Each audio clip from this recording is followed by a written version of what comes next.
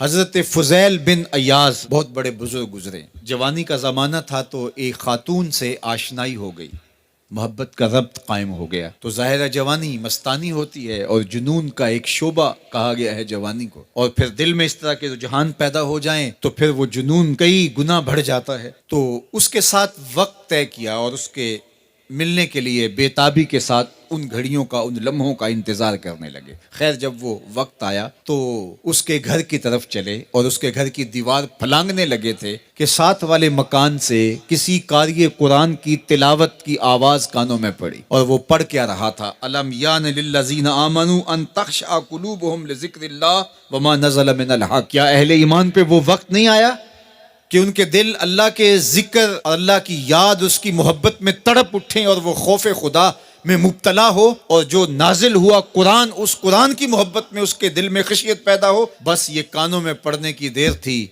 کہ دوبارہ گلی میں چھلانگ لگائی اور کہا میرے اوپر وہ وقت آ گیا ہے، اور جنگلوں کو روتے ہوئے نکلے. اور حضرت فضیل بن ایاز پھر ولیوں کے امام قرار پائے.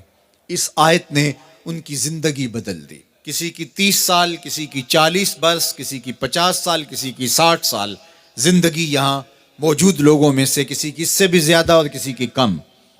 اس آیت کریمہ کو ذرا اپنے اوپر وارد کریں تو اللہ ہمیں نصیب کر دے کہ ہمارے دل تیرے خوف سے کانپ اٹھے اور تیری خشیت سے ہمارے دل لرز اٹھیں، اور قرآن کے ساتھ ہمارا ربط مضبوط اور مستحکم ہو جائے، اور ہم یہ اقرار کرتے ہوئے تیرے حضور حاضر ہو جائیں، مالک وہ وقت آ گیا ہے کہ ہمارے دل تیری یاد سے، تیری محبت سے، تیرے پیار سے مالا مال ہو گئے، اور اپنی باقی زندگی ہم تیرے پیار میں، تیری محبت میں اور تیری یاد میں بسر کریں گے. حدیث پاک میں آتا ہے کہ اگر کوئی شخص اللہ کے خوف سے رویا اور اللہ کے خوف سے رونے کی وجہ سے اس کی پلکوں کے بالوں میں سے ایک بال کی جڑ گیلی ہو گئی تو قیامت کے دن وہ بال کھڑا ہو جائے گا، اللہ یا تو مجھے نکال لے یا اسے جنت عطا فرما دے. تو اللہ جل شانہ اس بال کو تو آنکھ سے نہیں نوچے گا، بلکہ اس شخص کو اللہ جنت عطا فرما دے گا. اللہ اکبر. گناہگار کی آنکھ کا پانی اللہ کے غصے کی آگ کو ٹھنڈا کر دیتا ہے. اس لیے ہمیں رونے کا کہا گیا، فَلْيَضْحَكُوا قَلِيلًا وَلْيَبْكُوا كَثِيرًا. اللہ اکبر. ارشاد فرمایا کہ تھوڑا ہنسا کرو، زیادہ رویا کرو. صحابہ کو ہنستے ہوئے دیکھا تو آقا کریم علیہ السلام نے فرمایا کہ تمہارے تک اللہ کی امان نہیں پہنچی اور تم ہنس رہے ہو. عرض کی حضور اس کا کفارہ؟ تو فرمایا اس کا کفارہ یہ ہے کہ جتنا ہنسے ہو اتنا ہی تمہیں رونا پڑے گا. میں اور آپ ذرا اپنی زندگی پر غور و تدبر کریں. ہماری زندگی میں ہنسنا زیادہ ہے یا رونا زیادہ ہے؟ سویر سے لے کر شام تک کہے زیادہ ہیں، ٹھٹھے زیادہ ہیں، مذاق زیادہ ہیں، لطیفے زیادہ ہیں، یا عبرتیں زیادہ ہیں؟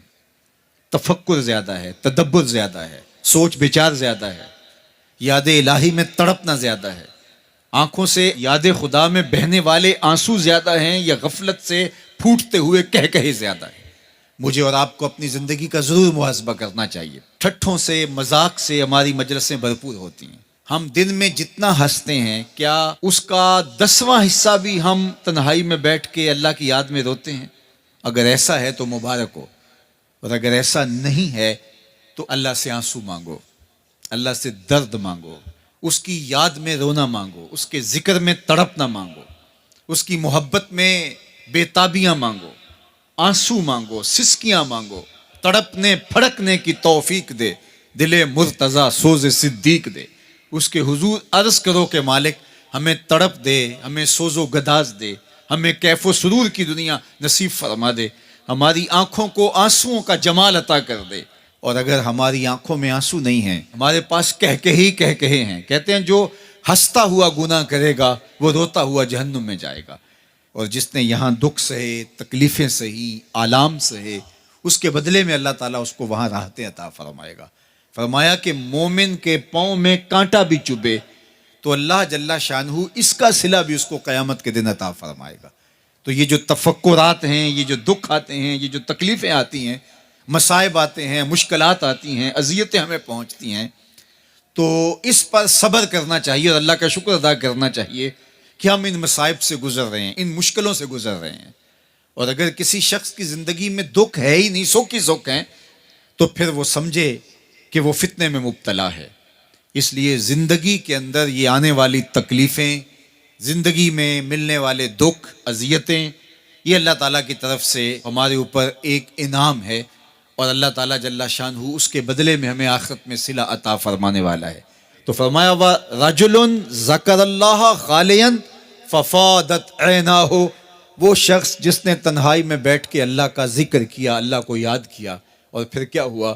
فرمایا اس کی آنکھوں سے آنسو ٹپکنے لگے. تو میرے اور آپ کے آقا و مولا نے فرمایا قیامت کے دن جب کوئی سایہ نہیں ہوگا، یاد الہی میں رونے والے کو اللہ اپنے عرش کا ٹھنڈا سایہ عطا فرما دے گا. تو یہ رونا بہت بڑی دولت ہے، یہ بہت بڑی سعادت ہے.